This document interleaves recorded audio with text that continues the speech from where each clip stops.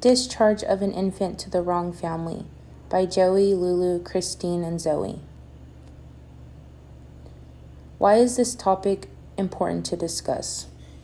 It is important to recognize this topic because even with all of the preventative measures there are, it still occurs, and switched at birth is not just a plot to a movie. It's an unthinkable dilemma. There are primary causes that go into infants being switched and also many solutions on how you can minimize the chances of this happening to you or someone you know.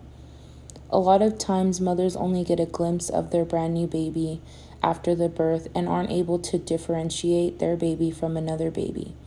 Correcting the contributing factors of infant mix-ups is something that should be taken seriously because no mother should have to experience this.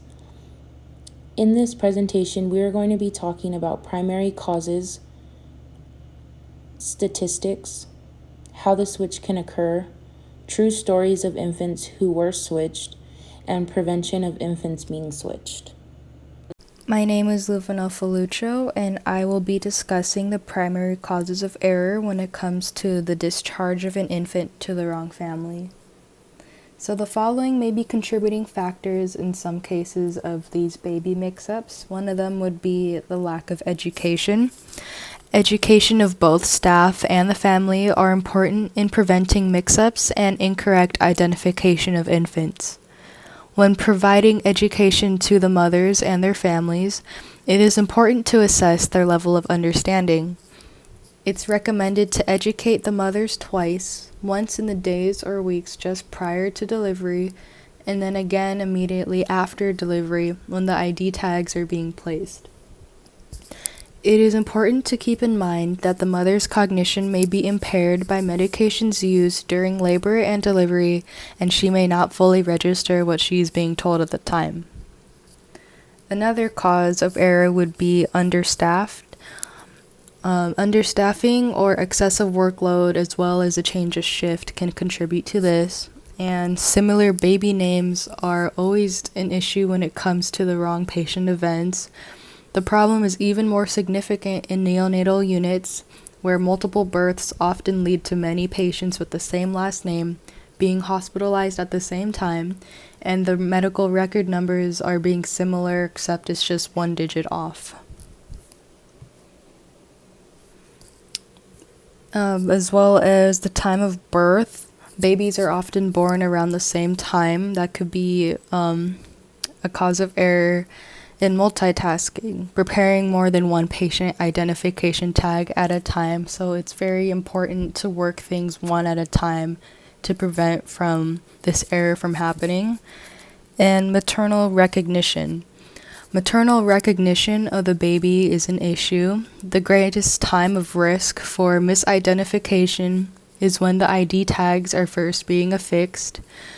The mother is most likely only going to see the baby briefly at delivery and could not be able to recognize that the baby based on that sole exposure, especially if medications were used during labor and delivery. When the baby is later brought back for breastfeeding, the mother then begins to recognize that baby as her own, and the mix-up may have already happened. The shocking stats of how often a baby gets switched after birth. Every year, 4 million babies are born around the world, and of those 4 million babies, 28,000 will be switched during their stay at the hospital.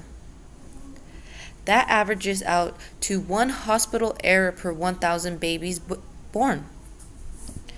During a 2-day stay, with all the tests and procedures done before a baby goes home, there is a chance a baby will be switched at least 6 times during their stay at the hospital. Sadly, up to 18 babies will end up going home with the wrong family. Fortunately, we live in the United States, and within the last decade and a half, there has only been 8 cases of this mishap. You may ask, how could something like this even occur?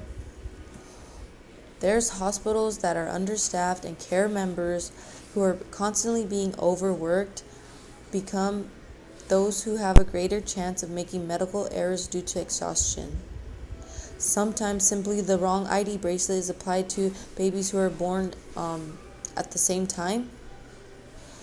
ID bracelets are taken off to perform procedures such as giving the baby a bath after birth, or when babies are taken back for a circumcision. You probably don't believe me that this sad situation actually occurs after you experience something that's supposed to be like the greatest time of your life, experiencing having or giving birth to life. I don't know, creating a family. Like, how could that even happen? But I'm going to tell you 3 stories where unfortunately families did have to endure something like this.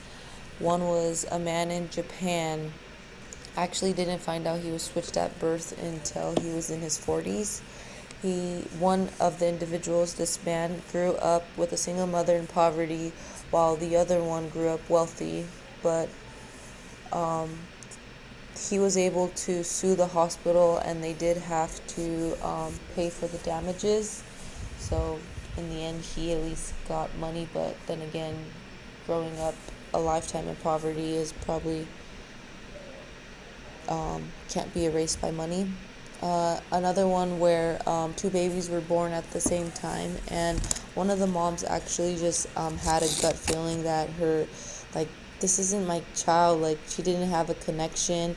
It's that mother instinct that's constantly there. She was only a mother for what, 48 hours, and she just knew in her stomach that like this was not her child. And she was right. The hospital ended up calling her within like hours of them leaving, and fortunately they were actually able to switch the babies, so that had a good outcome for what it could have potentially become. And for the 3rd story, it was a biracial couple gave birth in Mexico, and they came home with a dark-skinned, dark-eyed baby that they swore got these genetics from the husband's mother.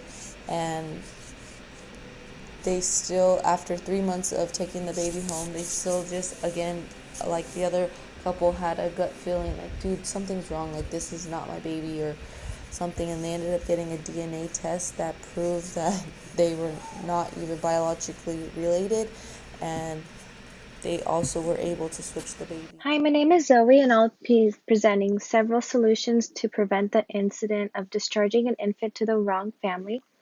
First, the baby can be kept in the mother's room as much as possible instead of the nursery, and this can prevent a mix-up from occurring since it can be difficult at times to distinguish newborns. Second, ensuring that there is sufficient staffing also prevents this incident because baby mix-ups are more likely to occur when a hospital is understaffed or when the healthcare workers have excess workloads, and having an adequate number of staff members prevents stress and disorganization. And proper communication and organization among staff members is another solution. Clear communication is always key to providing adequate care to patients and is especially important during a change of shift. Some more solutions: ID bands should be placed on 2 sites, the baby's wrist and the baby's ankle, because their hands and feet are small and a band can easily fall off. It's also important to encourage the patients or the parents to report any damaged or smudged ID bands.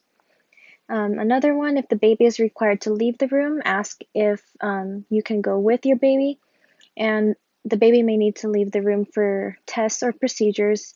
And if you're unable to go, you can ask if your partner can tag along, and this ensures that the baby never leaves your sight.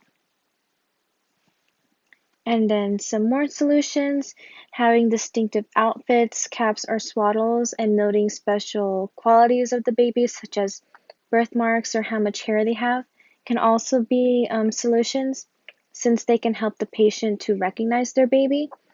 And also, implementing hospital security measures can prevent this incident. There can be video surveillance in the nursery or computerized chips in the ID bracelets that will alarm if the baby leaves without authorization. Some questions to ask are: what might be some contributing factors to discharging a newborn to the wrong family? How might keeping the newborn in the mother's room instead of a nursery prevent discharging the infant to the wrong family? And what corrective actions do you think can be taken from these incidents that are related to infants mistakenly discharged to the wrong person?